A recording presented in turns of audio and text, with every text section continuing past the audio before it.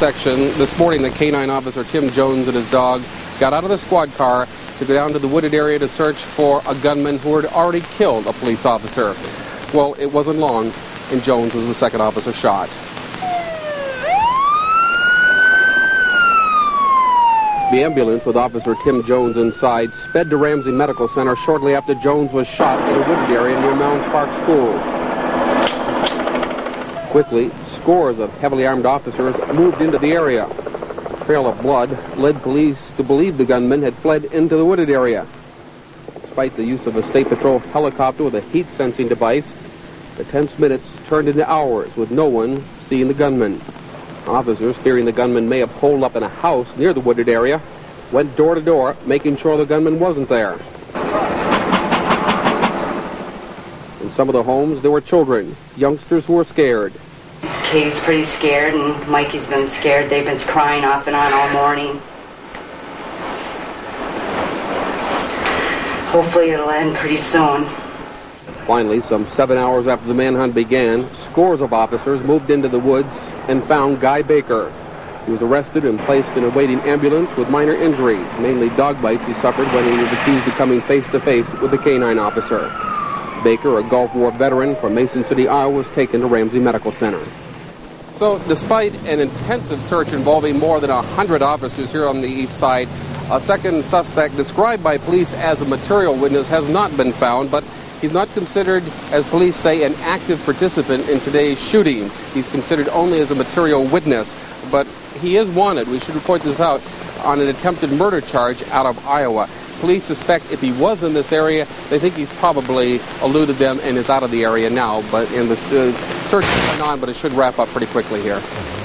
Say that most of the police officers involved have never been a part of. Late this afternoon, more than 100 heavily armed officers were briefed for a final intensive search before nightfall. Then they moved in for a potentially dangerous house-by-house search. With the helmets and rifles, this has all the looks of a military mission. Paramedics are tracking the search team for any possibility. After all, in a similar search in this area earlier today, Officer Tim Jones was shot and killed. A neighborhood woman saw it all. I looked up and I had seen the two cars over at the station, or over at the school, and all of a sudden I saw this guy standing there and shooting this guy. It was like 4 or 5 rounds went off, and then he went over to the officer and was moving him back and forth, running back and forth, and kind of looking like he was, seeing if he was dead or whatever. And then he got in his car and drove away, and I was going to try to get his, what kind of car it was and license plate. And then I heard some more gunfire, and I said, no, I'm getting out of here. So that's about it, but yeah, it was pretty scary. The search continues. We're told by Police Chief Finney of St. Paul that it will go on till about 7 o'clock. Early this afternoon, he said that he didn't think the suspect was still in this area. Nonetheless, this intensive insurance sweep, as he called it, continues, mostly probably for the safety and to calm the fears that the residents here might have. Tension has been high all day as the search continues, though. However, the only real casualty to report, besides, of course, the fatal shootings of the officers today, was a neighborhood dog that was shot in the crossfire. All right, David, thank you very much. Well, Jim... about 3 blocks from where David Canoyer was reporting. And David's right. This whole thing is wrapping up. I'm going to have Lee pan down the intersection here at Griffith and 3rd Street. And what's happening is you're seeing several units of the St. Paul Police. You can see them here on Griffith Avenue. What they've done is several blocks down, they formed a line, and it's sort of a picket line. And what they did is they started going forward. And this is their second sweep of this area. As David mentioned, they're just making sure that anyone or whatever possibilities may be still outstanding out in this search area are going to be taken care of, whether they're looking for a suspect or just someone that they want to question. And directly behind me, you can see this wooded area.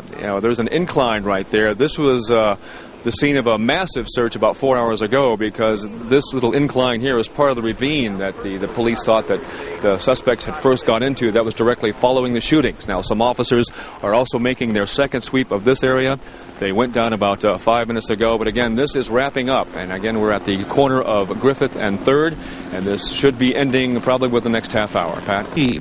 When one of their own is killed, the entire force takes it very hard.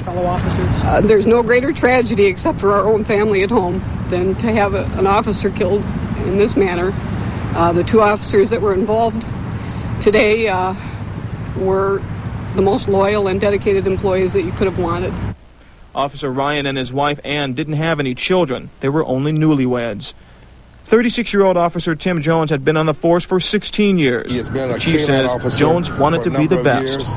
He is one of the hardest working canine officers we had. He's often responsible for a number of felony arrests. He and his canine partner over the years and over the weeks, hard-working officer. His partner, Laser, a police dog, was also shot and killed today.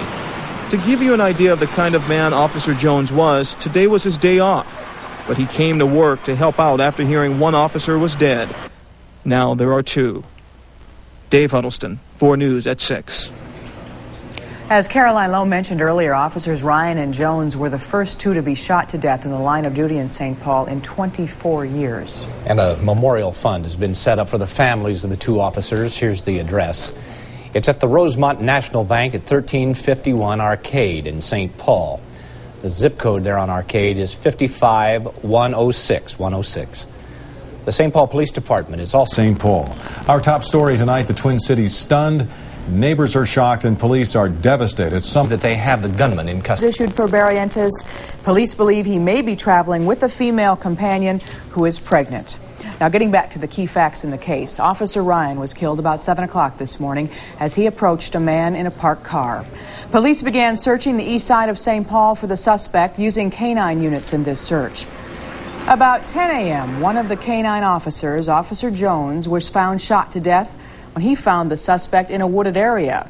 Well, 3 hours later, police captured the suspected gunman, slightly wounded by his encounter with the police dog. His name is Guy Harvey Baker.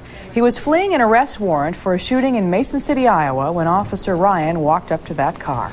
Tonight we have a story of a tense and frightening search, a story of a Marine vet now suspected of double murder. We bury our two fallen comrades and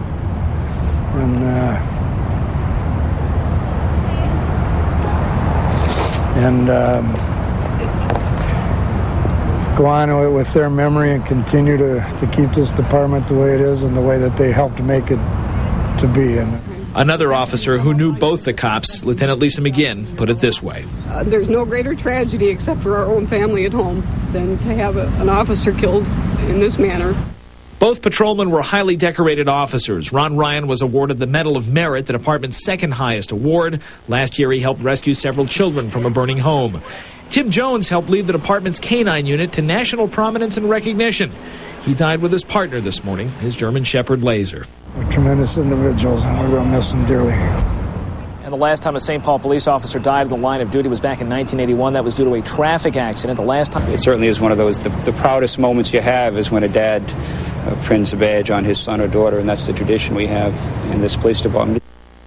Coleman says his office is receiving a tremendous show of support tonight from St. Paul residents.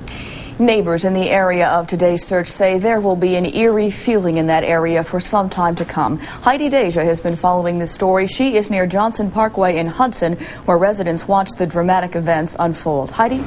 Wendy, although this tragedy unfolded during the day, many residents were at home. People like Teresa Capacasa, who lives in that house behind me, was basically holed up in her own home until police were certain another suspect was not in the area. Well, tonight residents are walking from one house to another talking about today's police shooting and the search for suspects, a search that brought police to this neighborhood. You can imagine this incident has left many of the residents feeling anxious. Well, I think it's going to be pretty scary around here. There's a lot of elderly people and stuff around here, and I'm sure that they're pretty spooked. It's real spooky, you know. We've been here so long and never had any of these incidents before, you know, with the police and killing and all that. It's really sad. Mrs. Brial tells me she will make sure her windows are closed and locked tonight and that her air conditioner is on instead. Otherwise, residents here are feeling fairly safe tonight. Relatives of Officer Ron Ryan frantically raced to the hospital, hoping for the best but fearing the worst. The fears of friends and family were soon confirmed.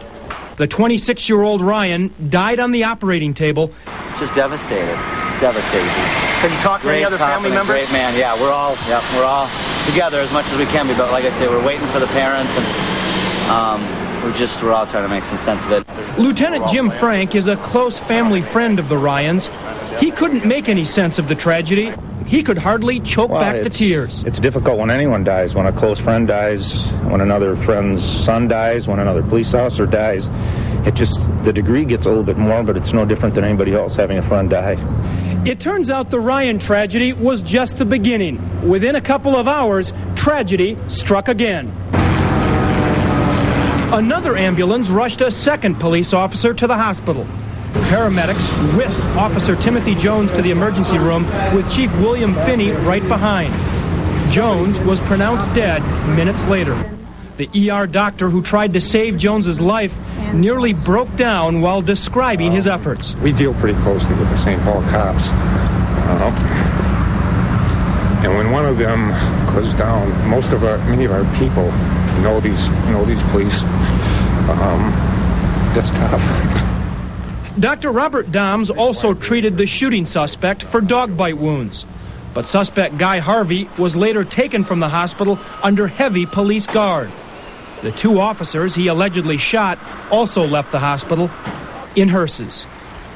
Tom Hauser, Channel 5, Eyewitness News. I heard them and I knew that they were right out my backyard. Actually, I knew they were in my backyard from how close they were. But the gunfire killed patrolman Tim Jones. Within an hour, police were able to capture primary suspect Guy Harvey Baker a few blocks away from the wooded area. But with word of two suspects and one still at large, a manhunt continued, searching houses, warning homeowners. Some police sources say there are still some doubts whether a second person was involved, but the massive search continued anyway, a search that terrified the neighbors. And I seen the screen of my house torn out, and I have no idea why, because they're brand new screens. So I just talked to them. I told them I didn't want to look anymore. I wanted them to look for me. So. When federal and state agents surrounded his home, they took no chances, but found another dead end. After 8 hours of searching, police finally gave up.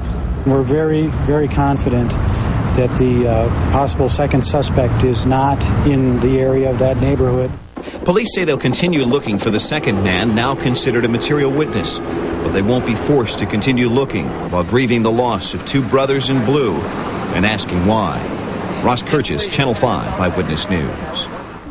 And Ron did an outstanding job for us out here, and this is why we pay tribute to those two officers today.